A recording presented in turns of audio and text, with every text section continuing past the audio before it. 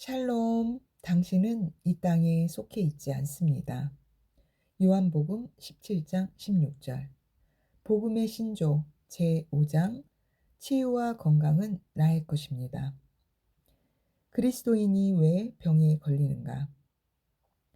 그런데 그리스도인이 왜 병에 걸리는 것일까요? 하나님께서 인류를 위해 이루신 속량 사역은 완벽했을지라도 그것은 오직 받아들이는 자에게만 실제가 됩니다.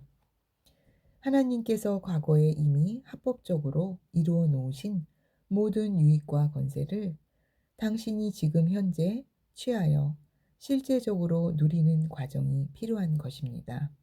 이는 거듭남은 물론 치유를 비롯한 삶의 모든 영역에 해당되는 원리입니다. 그리스도인, 특히나 신앙이 좋고 신실하다고 인정받는 성도들이 질병으로 고통받는 것을 볼 때 우리는 많은 의문을 품게 됩니다. 사실상 어떤 사람은 상대적으로 체질이 건강하고 또 어떤 사람은 약합니다. 각자의 환경이나 유전적 특징이 다르기 때문입니다. 그렇다면 아무래도 약한 사람이 질병에 걸릴 확률이 더 높을 것입니다. 그런데 그리스도인으로서 체질과 상관없이 건강을 유지하기 원한다면 반드시 적절한 영적 대비를 해야 합니다. 바로 신성한 건강이 자신의 생득권임을 알고 그에 대한 진리로 무장함으로써 질병의 공격을 막는 것입니다. 이러한 방비가 이루어지지 않은 사람은 그가 그리스도인이라 할지라도 치유 분야에 관해서는 자연적인 영역에 그대로 노출되어 있기 때문에 체질을 따라 환경을 따라 이러저러한 질병을 겪으며 살게 될 것입니다. 사실 다른 분야도 마찬가지입니다. 사람들은 모두 다양한 배경을 갖고 있어서 분야별로 각자의 시작점이 다릅니다. 재정 분야를 예로 들면 어떤 사람은 그리스도인이지만 가난한 집에서 태어나서 부요의 계시가 열리는데 시간이 오래 걸리는 경우가 있고, 반대로 예수는 믿지 않지만 어려서부터 유복한 환경에서 자라 이미 부유한 자의 사고방식을 가진 사람이 있습니다. 이런 다양한 차이들을 고려하지 않고 단지 예수 믿는데 왜 그럴까? 라는 말 한마디로 현상을 판단해 버릴 수는 없는 일입니다. 분명한 것은 그리스도인이라면 신성한 건강 가운데 살아야 하며 질병은 치유되어야 한다는 사실입니다. 사도 바울이 독사에 물렸음에도 아무런 해를 받지 않았던 것처럼 우리 안에 있는 하나님의 생명과 초자연적인 기름 부음을 활성화시킴으로써 자연 법칙을 능가하는 성령의 삶, 능력의 삶을 살아야 합니다. 내가 악한 상황을 겪는다고 해서 하나님의 진리가 변하는 것은 아닙니다. 상황과 상관없이 진리를 붙잡고 있다면 당장은 아닐지라도 마침내 생명이 역사하게 되고 하나님께서 예비하신 대로의 건강한 삶을 살게 될 것입니다. 이것이 우리가 기본적으로 가져야 할 접근 방식이며 태도입니다. 지식의 부족. 다른 모든 영역과 마찬가지로 그리스도인이 질병에 걸리는 가장 대표적인 이유는 신성한 건강과 치유에 대한 지식이 없기 때문입니다. 이는 신앙생활을 오래 한 것이나 신실한 것과는 별개의 문제입니다. 호세아 4장 6절. 내 백성이 지식의 부족으로 멸망하는도다. 하나님께서는 처음에 우리를 새로운 피조물로 만드실 때 우리로 하여금 모든 면에서 왕노릇하고 다스리도록 만드셨습니다. 그러나 정작 우리가 이 사실을 모른다면 아무 소용이 없습니다. 물론 알면서도 활용하지 못하는 경우도 있겠지만 가장 일차적인 문제는 무지함입니다. 저 같은 경우에도 과거에는 건강에 대한 자신감이 전혀 없었습니다. 나는 항상 아플 수 있다고 생각했고 실제로도 거의 항상 아팠습니다. 그러나 치유의 말씀을 듣고 경험하면서 지금은 어떤 증상이 오더라도 쫓아낼 수 있다는 확신이 있고 제 안에 생명이 살아 역사하는 것을 항상 느끼고 있습니다. 그러나 제가 치유에 대한 말씀을 알지 못했다면 아무리 신앙생활을 열심히 했다 한들 이런 근본적인 변화는 일어나지 않았을 것입니다. 주의 몸을 분별치 못함. 그리스도인이 질병에 걸리는 다른 이유는 주의 몸을 분별하지 못했기 때문입니다. 고린도전서 11장 27절에서 30절. 그러므로 누구든지 합당치 않게 이 빵을 먹고 주의 이 잔을 마시는 자는 주의 몸과 피에 대해 죄를 짓는 것이라. 사람이 자신을 살펴보고 나서 그 빵을 먹고 그 잔을 마셔야 하리니 이는 주의 몸을 분별하지 못하고 합당치 않게 먹고 마시는 자는 자신의 저주를 먹고 마시는 것이기 때문이라. 이 때문에 너희 가운데 많은 사람이 약하고 병들었으며 상당수가 잠들었느니라. 흔히 이 구절을 근거로 스스로 되돌아볼 때 잘못한 것이 있거나 회개를 하지 않은 성도들은 성찬식에 참여하기에 합당하지 않다고 생각하여 삼가는 경우가 있습니다. 그러나 이와 같이 죄를 짓고 성찬식에 참여하면 안 된다. 그렇지 않으면 병에 걸릴 수 있다. 라는 해석은 행위 중심의 율법적인 접근에 의한 것으로 새로운 피조물의 계시에 비추어 볼 때 정확한 해석이라고 보기는 어렵습니다. 거듭난 자는 그 본성이 변화되어 모두 의인이 되었으므로 하나님의 눈에는 우리 믿는 자 가운데 성찬에 참여하기에 합당치 못한 죄인이 아무도 없습니다. 그렇다면 이 구절을 어떻게 이해해야 할까요? 앞 구절을 좀 더 살펴보겠습니다. 고린도전서 11장 23절에서 26절. 내가 주께로부터 받은 것을 너희에게 전달해 주었나니 이는 주 예수께서 넘겨지시던 그 밤에 빵을 가지고 감사를 드린 후 떼어 말씀하시기를 이것은 너희를 위하여 쪼개진 나의 몸이니 받아 먹으라.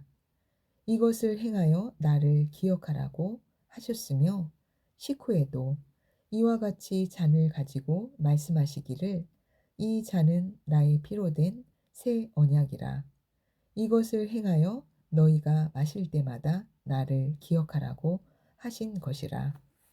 너희가 이 빵을 먹고 이 잔을 마실 때마다 주의 죽으심을 그분의 오실 때까지 선포하는 것이라.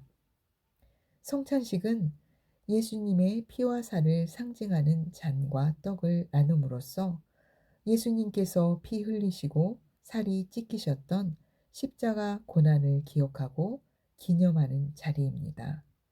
그러나 떡과 잔을 나누어 먹는 것에는 더 큰 의미가 있습니다. 우리가 어떤 음식을 먹으면 그 음식물은 더는 분리할 수 없이 내 몸과 하나가 됩니다.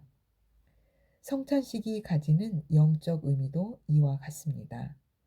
예수님의 피와 살을 상징하는 잔과 떡을 먹는 것은 내가 예수님과 온전히 하나가 되었음을 상징하며 뿐만 아니라 예수의 몸을 쪼개서 다른 성도들과 나누어 먹는 것은 그들과도 그리스도 안에서 한 몸이 되었음을 의미합니다.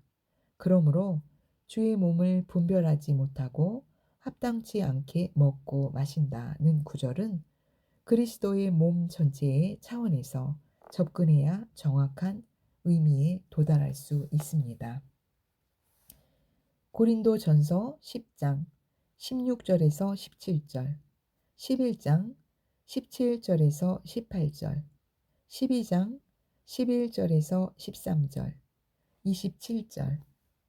우리가 축복하는 이 축복의 잔은 그리스도의 피의 교제가 아니며 우리가 떼는 이 빵은 그리스도의 몸의 교제가 아니냐.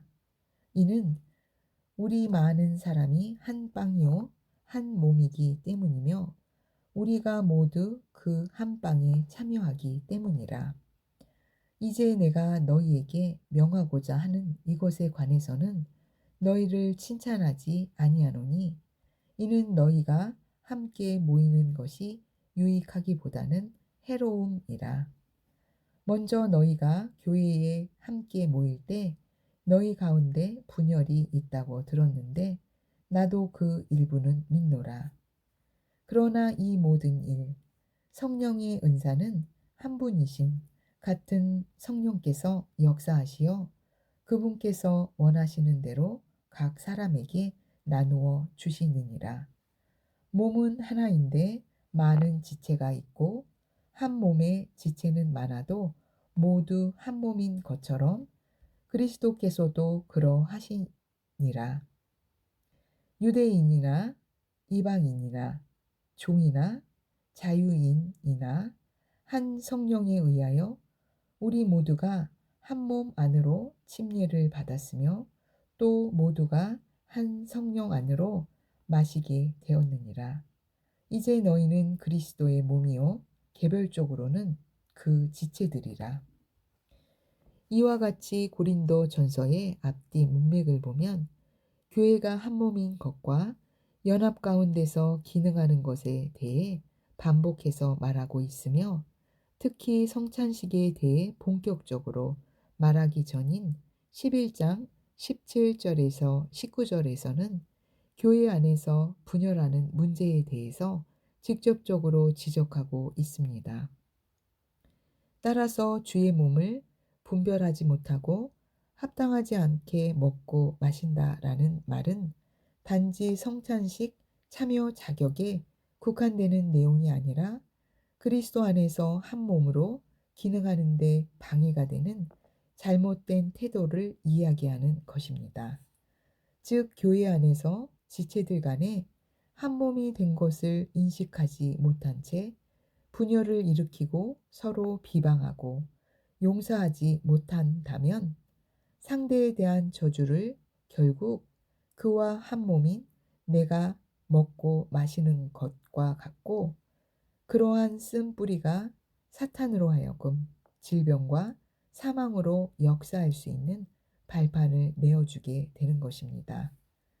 실제로 교회 안에서 분열을 일으키는 사람들이 좋지 않은 결과를 얻게 되는 경우가 많은 것 같습니다.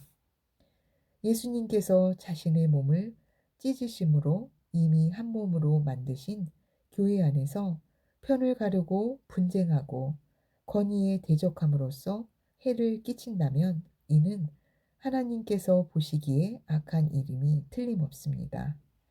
그러나 그렇다고 해서 그런 사람들이 좋지 않은 결과를 얻게 되는 현상을 하나님께서 치셨다라고 해석해서는 곤란합니다. 우리는 모든 일을 새로운 피조물의 계시라는 빛 가운데 바라보고 원리를 이해해야 합니다. 분란을 일으키는 심령은 어둡고 상한 영으로서 그러한 영은 사탄의 역사를 불러들이게 됩니다. 즉, 그가 잘못된 심령으로 인해 사탄에게 문을 열어준 것이지 하나님께서 직접 심판하셨다는 식의 해석은 신약의 계시 안에서는 정확한 것이 아닙니다. 그러므로 우리는 항상 바른 심령을 유지하면서 교회 안에서 연합하여 한 몸으로 기능하는 것에 대해 철저히 훈련되어야 합니다. 이는 다른 교회와의 관계에서도 마찬가지입니다.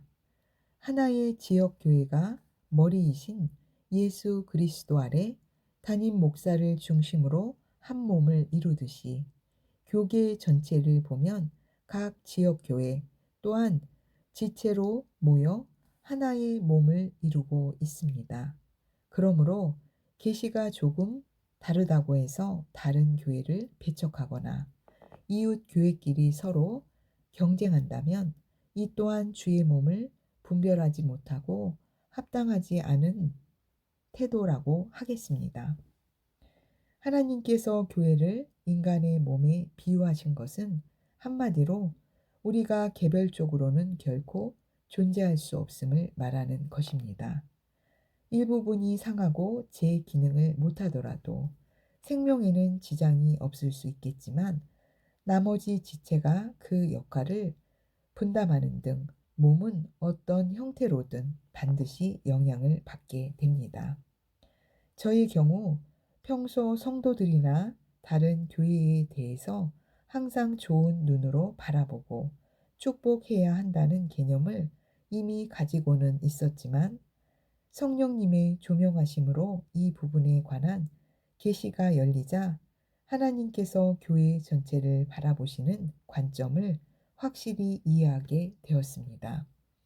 우리는 같은 교회 안에 성도들을 대하거나 다른 교회를 볼 때에 그리스도 안에서 한 몸이 된 것을 인식하고 주의 몸을 분별함으로써 영, 혼, 육안에 하나님께서 주신 신성한 건강을 누려야 하겠습니다. 복음의 신조 제5장 치유와 건강은 나의 것입니다에서 그리스도인이 왜 병에 걸리는가? 지식의 부족, 주의 몸을 분별지 못함에 대해 알아보았습니다. 할렐루야! 나는 하나님 아들의 왕국에 속해 있고 그 안에 살고 있기 때문에 삶 가운데 항상 승리합니다. 예수님의 이름으로 축복합니다. 아멘.